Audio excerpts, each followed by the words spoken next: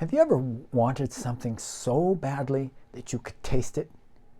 Maybe it was something like a new bike in a store, or maybe a last cookie in the jar sitting just out of reach on the top shelf and Mom said no. Well, our friend Red the fox knows exactly how you feel.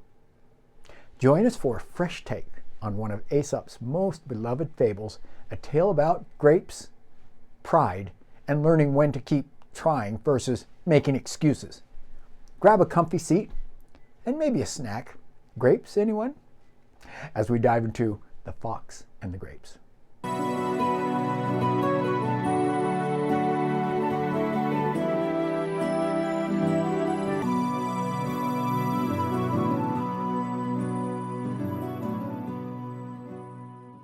In a sun-soaked valley, where old olive trees made cool shadows on the dusty ground, a fox named Red was out looking for lunch. His fur was the color of autumn leaves, and his bright eyes sparkled with the kind of cleverness that all foxes seem to have. His stomach was growling because he hadn't eaten since yesterday, and all the mice and rabbits he usually caught were hiding from the hot summer sun.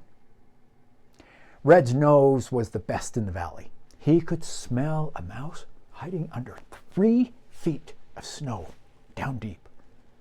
So when the sweet smell drifted by on the warm breeze, his ears perked up right away. He followed his nose down the path between 2 old stone walls until he found what was making that wonderful smell, the most beautiful grapevine he had ever seen. The vine was growing up one of the walls, its thick brown trunk all twisted like a rope, but green leaves spread out like umbrellas, making cool, shady spots on the hot stones. But what really caught Red's attention were the bunches of grapes hanging just above his head. These weren't just any grapes. They were perfect. Each one was round and purple, and with a soft, dusty coating that made them look magical in the sunlight.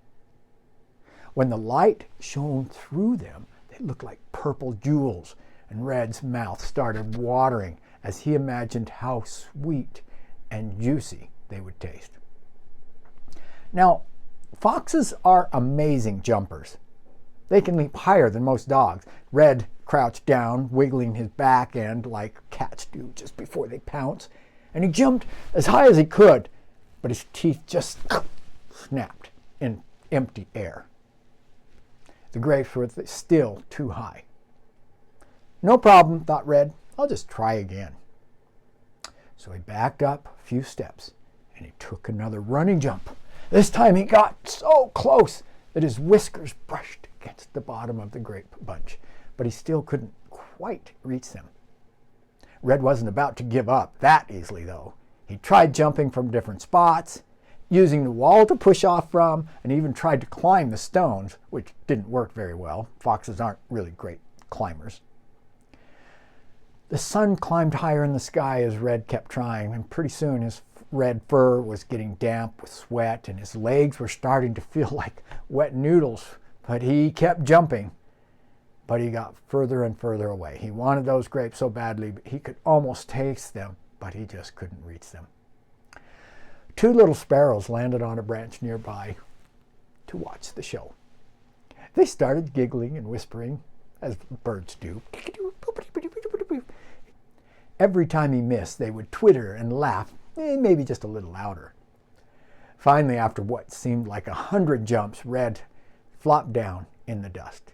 His chest was heaving like he'd just run all the way across the valley, and his legs were shaking. He could hear the sparrows laughing at him, and it made his ears burn with embarrassment. That's when Red did something that lots of people do when they can't have something they want.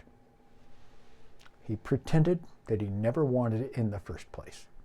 He stood up, shook the dust off his fur, and stuck his nose in the air. "Those grapes are probably sour anyway," he announced loudly, making sure the sparrows could hear him. "They probably just give me a stomachache." Besides, what kind of fox eats grapes? That's silly. I'd rather have a nice juicy mouse or a fat rabbit. That's proper food for a fox. And with that, Red strutted down the path like he was the king of the valley. And though his stomach was still empty, the sparrows watched him go. Shaking their little heads, they knew Red was just pretending not to care because he felt embarrassed about not being able to reach the grapes. Just after Red disappeared around the bend, something funny happened. A soft breeze shook the grapevine, and one perfect grape fell from the bunch. It landed right where Red had been jumping. And if he'd tried just one more time, he might have seen it fall. That grape would have tasted like sunshine and summer sweetness. If only Red hadn't let his pride get in the way of trying just a little bit longer. Now, this old story from long, long ago teaches us something important. Something when we can't have something we want, we try to make ourselves feel better by saying we never wanted it anyway. But maybe if we kept trying a little longer and weren't too proud to admit we needed some help, or maybe we had to work harder, we might actually get what we're hoping for. Did you enjoy our furry friend's grape adventure? This is just one of our many timeless tales from Aesop's treasure chest of wisdom. If you love this story, don't forget to hit the like button and subscribe to our channel for more fantastic fables. Every week, we'll be bringing more tales. Next week, we'll discover what happens when a tiny mouse meets a mighty lion. You won't want to miss it. And if you're craving more magical stories, check out the 1001 Arabian Nights collection from Arabia. Tales of Aladdin, Sinbad, Ali Baba await. Tales from Kipling and Twain, Grimm's fairy tales, Hans Christian Andersen's fairy tales, and so many, many more.